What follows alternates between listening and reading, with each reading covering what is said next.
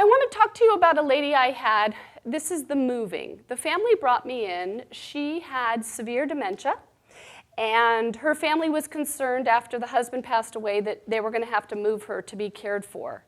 They had, excuse me, they had tried some in-home care because the husband, when he was alive, had been the primary caregiver, and then he thought I could use a little bit of help here. Well, she hid from the caregiver.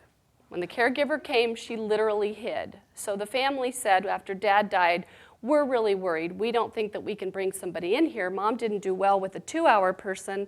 Now she needs 24-hour care because of her Alzheimer's disease. And I said, let me meet her and see what I think. So I went and I met her. She was very, very happy at her home. She really knew the layout well. It was clear that she didn't want to leave. I introduced myself as a friend of the daughter. I didn't have a name badge. I didn't have a pen. I didn't have a paper because oftentimes just a cup of tea or coffee, and I bring sweets. It'll be different for this generation. I'll have to bring bagels, I think. But so I bring usually something very sweet, some coffee, cake, and I get my little, oh, you seem nice, dear. Sit down, and I can gather all my information without them even knowing who I am. I prefer to have full disclosure, but in this case with this woman, it wouldn't have gone well, so I had to just come as a friend and gather data. We decided to hire some caregivers for her, and it actually went well. And I think it's because she kind of knew that her husband died, and they could hang it on, since he's died and you don't want to move, we're going to have these women live there. She had had boarders as a kid in the house, so we called them boarders. We used her language that was in her long-term memory, and she didn't like them, but I had helped the family vet caregivers who were very good at keeping a low profile. So when she would start to escalate and get excited about who this was, we had hidden a key outside in the event she said, because I have people fire my people all the time, get out.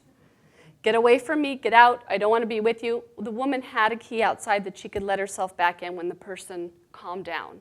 She would also go and read a book in the living room and keep a real low physical profile. So she was able to help with medication, able to help with food and bathing, but it took a very long time for that caregiver to develop rapport. But I sat with the family and we vetted those caregivers together to find just the right person. I put a communication binder in the home because they were private caregivers, not through an agency, and had communication. They wrote about what happened every single day, and I could come and read and give techniques and ideas. I came to find out that these two wonderful caregivers who had been with her for 2 years were sleeping on the floor. These were women who were in their late 40s, as I am. And I thought, Holy Mother of God, how are you guys sleeping on the floor? I have the baby room monitor between you. And they said, well, she gets up at night several times to use the bathroom. And sometimes she's only wrestling in her bed, but we don't know because we hear it on the baby monitor. So we get up, we pad down here, and we see, oh no, she's okay, and we go back to bed. So the technology that I got was what we call a pressure mat. I got a little mat. We told her it was a new rug. When that woman stepped out of bed and not just wrestling in her covers, an alarm chimed in the caregiver's room, and then they got their butts up and came down and got her and took her to the bathroom. And they thought I was a genius. $295, it wasn't cheap, or $195 changed the caregivers' lives. But I had no idea they were sleeping on the floor. But by monitoring, I found this out. But they were getting up several times a day. And they actually stayed with her until she passed away. I certainly help a lot of people move. I don't mean to say that I don't, but in this case, most of my seniors tell me they'd like to stay put. So that's what I try to orchestrate. Tell you a story about a man who had memory loss. He had had a stroke. He was discharged from the hospital into a skilled nursing facility, like a nursing home, with a memory unit. Because of the stroke, they thought he had some memory problems. But the memory unit has a punch code to get out of it. And so he would pace back and forth during the day, and his brother came to visit from out of the state, and he said, you know, I don't know much about this. Maybe this is a fine place for my brother, but could you go see? Because I just don't know if he needs to be there. I can't visit him very often because I'm out of state, but maybe he could come and live with us or come near us. So I went, and I spent time with this gentleman and found out that his stroke had left him sort of in a developmental disability kind of place. He was sweet. He was easily bored. easily distractible, but very, like, he wasn't going to elope from this facility. And he didn't, he was capable of getting dressed with reminders and that sort of thing. And this, I talked with the staff, I read through the medical chart, and I did determine that he really was over-institutionalized. I worked with an agency out of state. The brother went and checked out the homes and came down, got him some anti-anxiety medication for the plane, not the brother, but the person who was in the nursing facility. And he took his brother home, and he called me, and he said, all my kids see him, I see him, my wife sees him, we're 2 blocks away, we see him all the time, this has been great for us. Totally changed the quality of life for this particular gentleman. Mobility. Number one thing people talk to me about is driver's license. Nobody wants to lose their driver's license, and you can go to any number of seminars on that. So I'm going to give you a little bit of fun information, and actually Robin is here, who gave a wonderful lecture on it, and I'm taking some of what she shared with me and using it for this particular client that I'm going to tell you about. A client was really worried about renewing his license, which is not uncommon. And so what I did is I got a certified driving rehab specialist, there are not many of them, but there are some, to come and do a clinical evaluation, which is part 1, and then a road test with him. And usually what they do not share their report with the DMV. This is really something that they do for the person who's asking for it and paying for it. And they say, show me where you drive, show me how you do. And actually, this guy will tell you that he has clients that only make right turns all around the city. Right, to be safe, and that's a coping mechanism, right? A lot of people don't drive at night. My night vision has definitely changed. People don't drive in inclement weather. So there's a lot of good reasons to start to change how you drive. This particular guy was worried he wouldn't pass, so we had the certified driving rehab instructor come with him. And he actually was able to do some retraining with him. He had him look over his shoulder. He had him remember to use his blinker. And this particular gentleman was good on the uptake and able to retrain.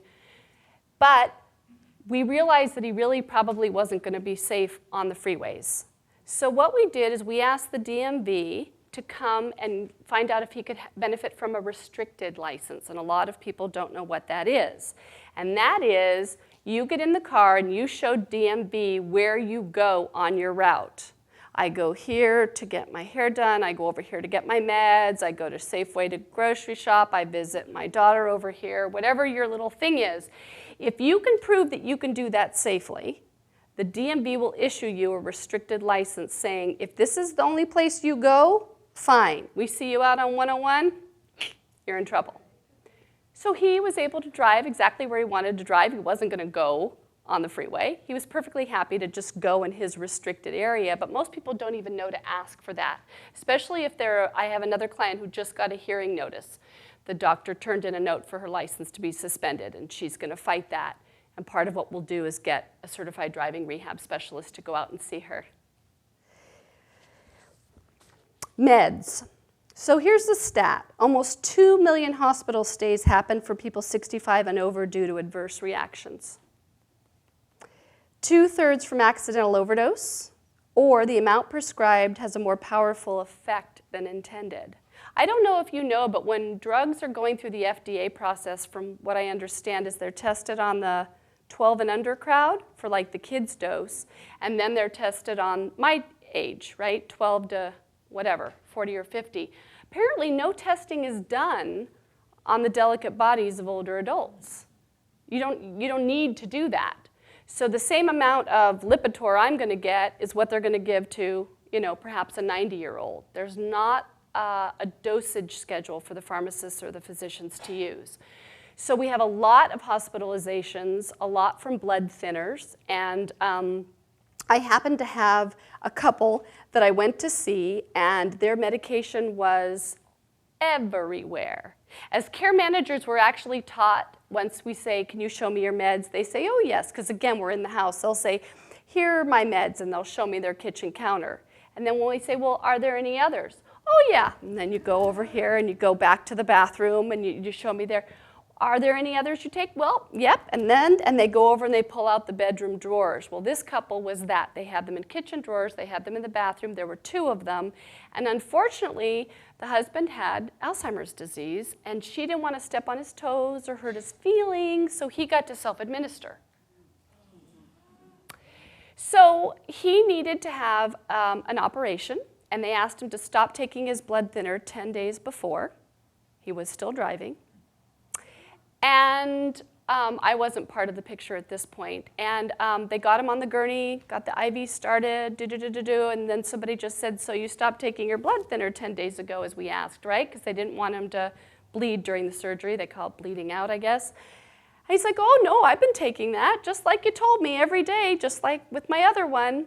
That's it. Put your street clothes on, you're out of here. Totally canceled the surgery. So I was called in, and because I'm a professional, I was able to begin to work with him in a way that his wife couldn't, and I put the medications in a Mediset.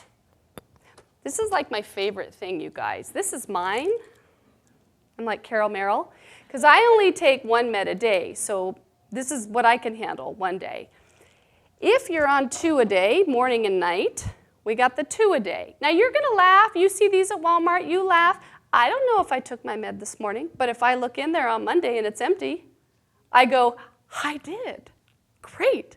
So this is the 2. Now this gentleman happened to be on more than that, and so I had the deluxe model of. So this is morning, noon, evening, and bedtime, because a lot of the meds are prescribed at the hour of sleep. Your hypnotics, the things that are going to make you fall, things that are going to, affect you, that go in there. So I came onto the scene, was able to set up his meds, was able to visit regularly, got the blood thinner medication out of there for 10 days, got him to his appointment, and they said this was a game changer for us. He safely got to his appointments. He was taking his meds correctly. And the lady, the wife, said to me when I first came, I don't need you. I don't know what you do. Basically, I don't like you. Don't let the door, And I came back, and I came back, and I came back. And that lady ended up calling me every single day after we had been working together as she was declining. And she'd call me kiddo. Always called me kiddo. How you doing, kiddo? I'm like, good, good. Anyway, I was there when she passed away. So I was able to be with her for a couple of years, and her husband predeceased her, and then she passed away. But we did it without ER visits due to medication errors. Surgeries went smoothly, etc. But medication is a big one. And actually, nowadays, we have the automated dispenser ones. I don't know if you've seen those. You fill up these little cups, and I don't know how they do this, but it just swirls down, bing, and a little chime says, time to take your medication. And there's a light too. So if you have a visual or a hearing deficit, you can see the light. Well, I'm almost ready for that. If this isn't working, I'm all about that, because you can fill like a whole month's worth in there. And this other client I just got, he takes meds just once at night, so I was able to get him one that's longer, that's day 1 through 15, and then on the other side, it's 16 through 31. So I only have to visit him once to put all that medication in for the month. As long as he knows what day it is, we're good.